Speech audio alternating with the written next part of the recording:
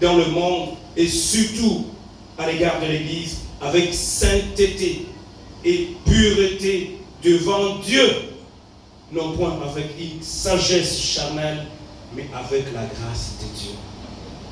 Est-ce qu'il y a quelqu'un ce matin qui peut le dire dans son entreprise, dans son école, là où il étudie, à l'université, au marché, là où on vit, et dire à tes collègues, écoutez, moi, je suis glorifié, ma gloire se manifeste au simple fait que ma conscience rend témoignage que je me suis conduit avec sainteté et pureté parmi vous. Nous avons reçu un jour un pasteur ici qui était collègue d'une dame de notre église. Lorsque le pasteur est monté ici, prêchant, la dame qui était quelque part là-bas, il appelle par son prénom, tel, c'est un pasteur. Ils travaillent ensemble. La femme était scandalisée de voir que cet homme-là, qui travaillait avec elle, était pasteur. Ma soeur, mon frère, tu as chanté et tu chantes encore avec nous ce matin. Est-ce que nous pouvons dire comme Paul, car ce qui fait ma gloire, est-ce que tu peux dire à ta femme, ce qui fait ma gloire, c'est le fait que ma conscience me rend témoignage, que je me conduis avec toi dans la sainteté, dans la pureté. Est-ce que la dame peut dire à son mari que moi aussi, ce qui fait ma gloire, c'est de savoir que je me comporte avec sainteté, avec dignité, avec fidélité, avec honnêteté devant Dieu et devant toi, mon mari. Mon frère, quand tu es parti à mission et tu es revenu comme tu étais parti, ou ta conscience te condamne ce matin parce que tu as fait autre chose que ce que tu devais faire.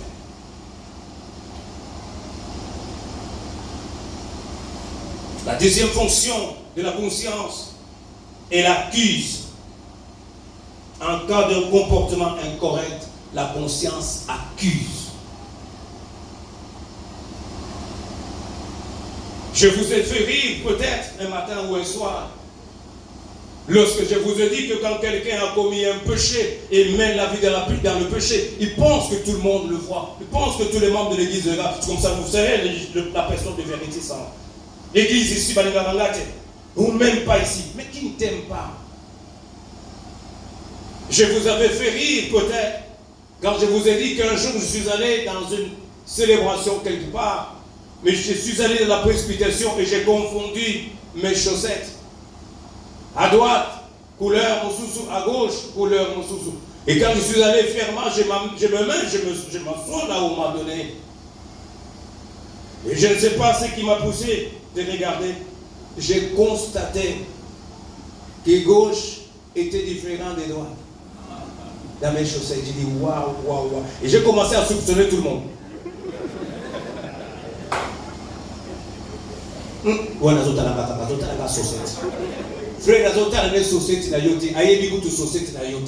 mais c'est toi qui es accusé par ta conscience au bébé ici. Maintenant tu commences à soupçonner tout le monde.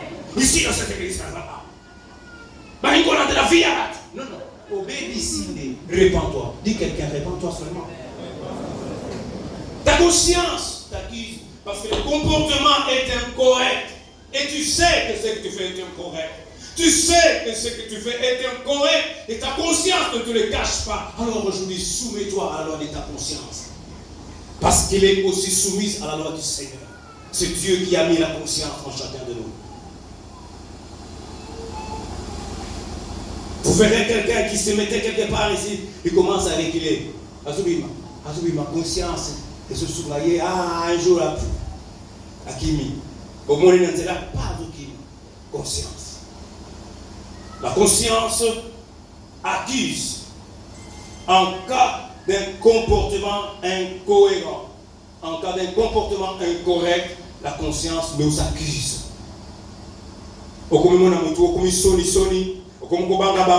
Et tu commences à être orgueilleux ou parfois à entrer, recroquevillé en soi-même.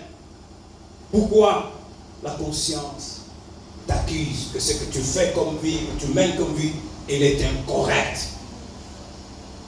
Tu commences à soupçonner tout le monde. Tu commences à vivre sur tes gardes, armé contre tout le monde. Ah! Tu veux attaquer tout le monde, tu penses que tout le monde veut t'attaquer. Non, c'est ta conscience qui t'attaque. Tu es mal habillé, ta conscience t'attaque et t'accuse et tu commences à... Mais laisse-nous profiter de cette gloire. Et puis encore répéter une fois. Laisse-nous profiter. Ta conscience t'accuse. Et pourquoi tu ne peux pas prendre une jupe que tu mettras à l'aise quand tu es au milieu des gens? Pourquoi ne pas prendre une autre robe ou une autre jupe qui est plus ou moins modeste et sainte et puis qui ne va pas scandaliser les gens?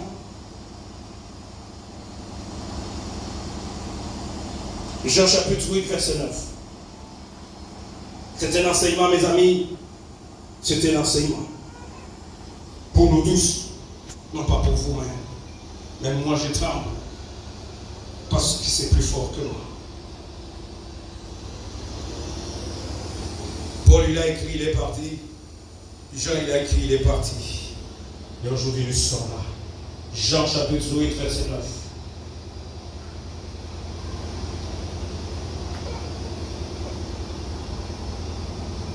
Je prends le verset 8.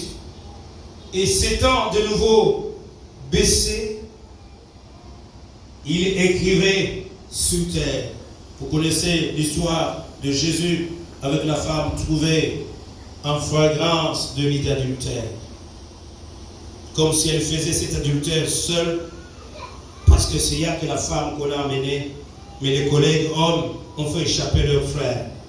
On amène à Jésus la femme à crucifier comme si l'adultère passait à la tombe. Mais Jésus, qui connaît la conscience de ceux qui amenaient la femme, il se baissa et il écrivait sur terre. Quand ils entendirent cela, qu'est-ce qu'il a dit?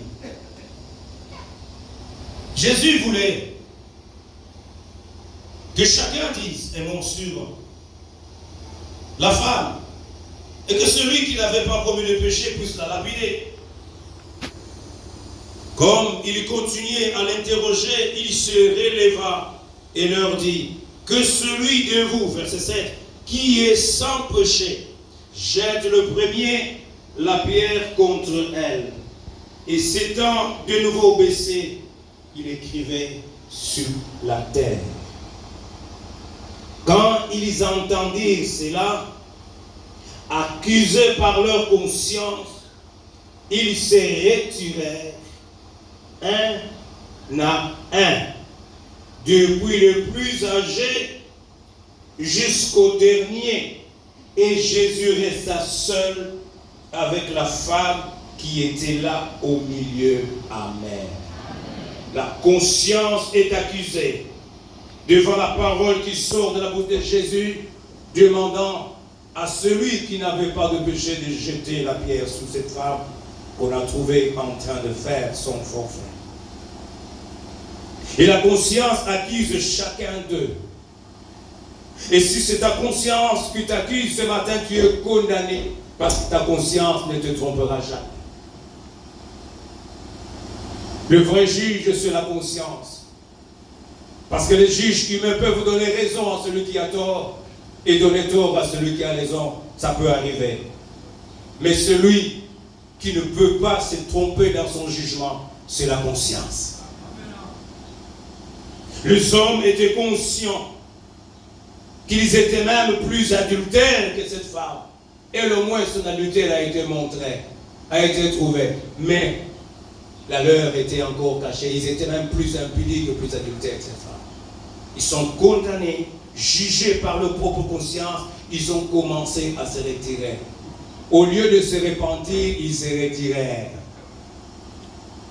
Ce matin, ne te retire pas, repens-toi. J'ai dit, ne te retire pas, repens-toi. Je dis à quelqu'un, ne te retire pas. Si ce que nous disons te trouble, ce n'est pas pour te faire du mal, mais c'est pour te transformer. Parce que Jésus ne veut pas qu'il y ait quelqu'un qui se perd. Il veut que tout le monde se répande. Il veut que tout le monde soit changé, tout le monde soit transformé, afin que tout le monde connaisse que Jésus est Seigneur. Il veut que tout le monde parvienne à la connaissance de la vérité. C'est comme ça quand même il use de patience. Il ne veut pas venir rapidement. Il tarde. Il temporise. Pourquoi? Il ne veut pas que quelqu'un soit perdu.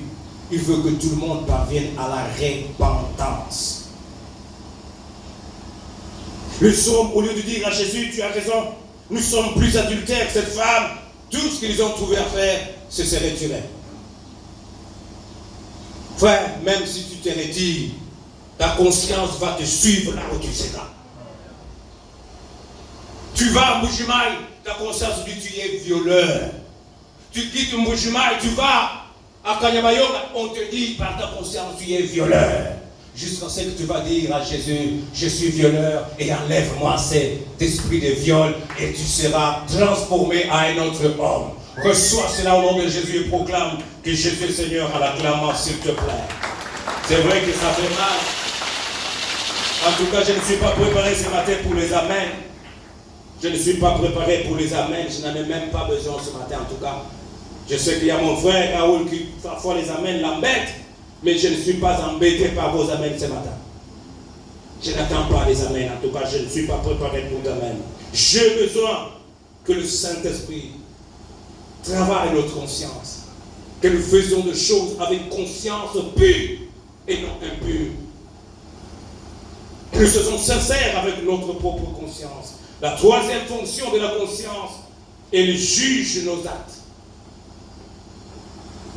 La conscience rend son verdict et décide si nous sommes en accord ou en conflit avec la volonté de Dieu.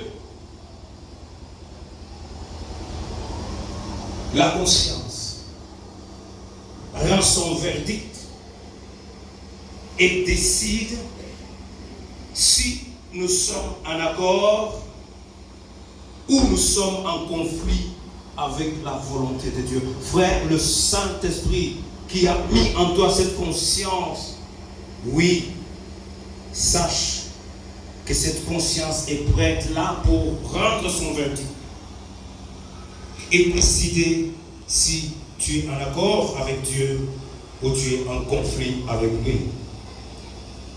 Nous reprenons le chapitre 2 de 2 Corinthiens, le chapitre 1er, pardon, de 2 Corinthiens, le verset 12. Car ce qui fait notre gloire, nous, Paul, c'est ce témoignage de notre conscience. Frère, quel est le témoignage de ta conscience ce matin? Qu'est-ce que ta conscience témoigne?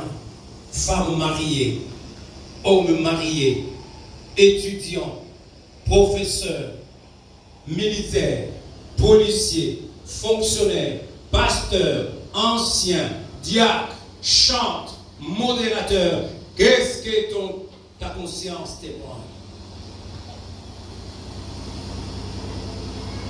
C'est ce témoignage de notre conscience que nous nous sommes conduits dans le monde et surtout à votre égard avec sainteté et pureté devant Dieu.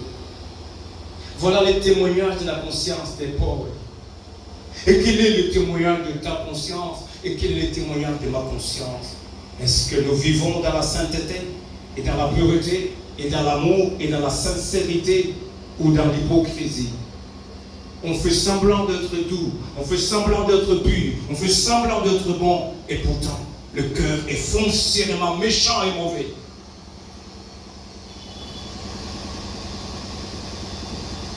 La conscience. La conscience des pauvres est tranquille. Une femme a connu le lutteur dans son mariage. Je crois que je prends deux exemples pour que nous puissions terminer. Parce que c'est le temps qui m'embête ce matin. Ce n'est même pas les amens qui m'embêtent, mais c'est le temps. Il a connu l'adultère, cette dame, elle a commis ça. Et un enfant est né. Ce témoignage a été donné dans cette église. Je sais qu'il y en a qui vont se retrouver parce qu'ils étaient là, ça fait longtemps. Cet homme, il était ingabarit. Il était, et je crois que jusqu'à aujourd'hui, il est dans les services de renseignement. Il était gorille, et gorille comme son nom. Vraiment, là, je crois que lui n'allait pas souffrir pour toucher, parce que sa tête pouvait même toucher là-bas. Congolais. Il s'appelait, on l'appelait gorille. Il était à la mission de service, il laissant son épouse derrière lui. Et celui-ci a déconné. Il a eu un enfant, une fille avec un autre. Quand M. Gorille est rentré au pays, tous ceux qui le voyaient passer disent, ah, Gorille a zongi. Moi, si on a mon collègue, or, le gorille a rencontré là où il est parti, plus que gorille. Il a rencontré l'agneau de Dieu qui ôte le péché du monde. Son âme était déjà transformée par la régénération du Saint-Esprit. Il trouve dans sa famille, on raconte que M. Gorille, ta femme a connu ceci et il s'est enfoui lorsqu'elle a appris que tu es rentré. Il va dans la belle famille cherchant son épouse. On ne le trouve pas. Et comme il est vraiment du domaine, il s'est renseignant. Il a appris que son épouse était à Matadi. À Landina Matadi, jusque là où la femme était cachée. La femme. Il ramène la femme à Kinshasa. Et il rentre dans sa maison. Il dit, madame, sois calme. Nous allons vivre normalement. Le gorille que tu avais connu là, il était mort. Ça, c'est un autre homme que tu vois. Il me semble que celui qui a construit chez autrui a construit pour autrui. Alors celui qui a construit celui-ci a construit pour moi. C'est ma fille. La maman gorille regarde l'oreille. Non, non, ça c'est un piège. La première nuit, il y a un soir, hier matin, c'était le premier jour du retour des gorilles. Le matin, la dame gorille regarde le vieux gorille. Ça, le jour, il va se mettre dans cet état. À côté de j'ai peur. Une semaine, 2 semaines et moi, la femme elle-même a fui des mariages. Parce que sa conscience l'accusait toujours. Alors que le vieux gorille avait réellement pardonné. C'est lui-même qui a témoigné ici. Un autre que je n'ai pas connu, c'est cette dame aussi qui a commis l'adultère. Et Bapesa qui est Mbongo par cet homme-là qui a commis ce forfait avec lui, avec elle. Et l'homme les a attrapés. Il a laissé partir l'homme sans le bousculer, sans le menacer. Il a pris seulement l'argent, le cassé à rouge. Bapesa qui maman a fini dans le salon. Il a mon carte de photo. Il mange. Quand il mange, la femme a fui. Mais ce matin, toi qui es touché par cette parole alors que nos têtes sont baissées, ne recule pas comme ces hommes-là. Mais répands-toi. Ta conscience t'acquise que la vie que tu mènes n'est pas bonne, ni devant Dieu, ni devant des hommes. Et si tu te laisses emporter par cette attitude, c'est la mort qui t'attend. Mais si tu dis, Seigneur, tu m'as parlé, ma conscience m'a accusé, ce n'est pas ce petit homme-là qui est devant qui m'a accusé, mais même avant que je fasse mon entrée ici, dans cette maison, dans cette temple, dans cette tente, encore un lambeau, ma conscience m'a accusé, mais je veux réparer. Lève-toi. Toi qui veux réparer, lève-toi. La conscience de la femme accusée, aussi la femme adultère. Mais le juridique, la décision du juge juste, Jésus dit, va et ne pêche plus. Y a-t-il quelqu'un ce matin, alors que nos têtes sont baissées, qui va dire, Seigneur, je vais réparer parce que ma conscience est troublée. Ma conscience me juge que je suis perdu. Je suis condamné par ma conscience. Mais je ne veux pas que ça reste comme ça. Je veux réparer. Jésus, j'ai besoin de toi. Lève-toi, mon frère. Lève-toi, ma soeur, s'il te plaît. C'est pour toi que ce message est sorti. C'est pour moi que ce message est venu. Ce n'est pas un message qui vient condamner, mais un message qui amène quelqu'un au salut. Merci pour ceux qui commencent à se lever. Quel est le témoignage que ta conscience te donne ce matin? Chante quel est ton témoignage, le témoignage de ta conscience. Tu as chanté ce matin très bien, mais est-ce que tu as vécu très bien et tu vis très bien avec le Saint-Esprit? Et ta conscience ne te dit rien ce matin, tu es sûr? Lève-toi. Nous n'allons pas te condamner, sœur. Le Saint-Esprit, c'est un esprit de liberté. Merci pour ceux qui comptaient à se lever. Tu sais comment tu marches. Tu sais comment tu as ton argent. Tu sais comment tu as ces diplômes-là. Tu sais comment tu as ces pourcentages-là.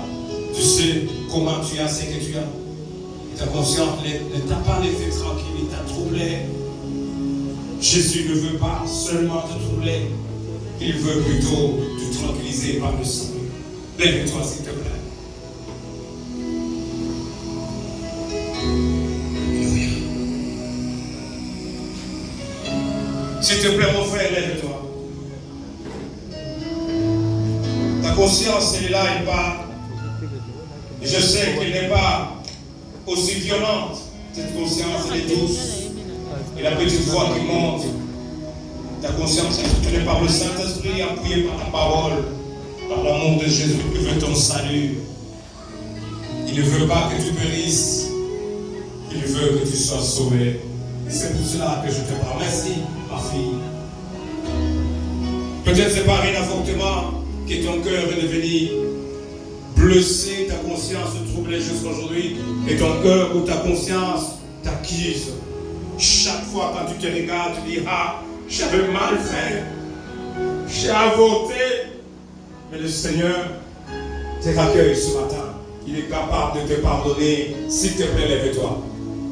Tu as soutenu un avortement ou des avortements. Parce que tu as eu des relations honteuses avec des femmes qui ne sont pas tiennes. Et tu veux réparer. Personne ne va te juger ce matin. C'est ta conscience qui rend le verdict. Lève-toi, s'il te plaît. Tu as fait un acte à l'internat. Tu as fait des actes honteux à l'internat. Tu es ici. Lève-toi. Lève-toi, mon fils. Le Seigneur a besoin de toi. Chanta Formon.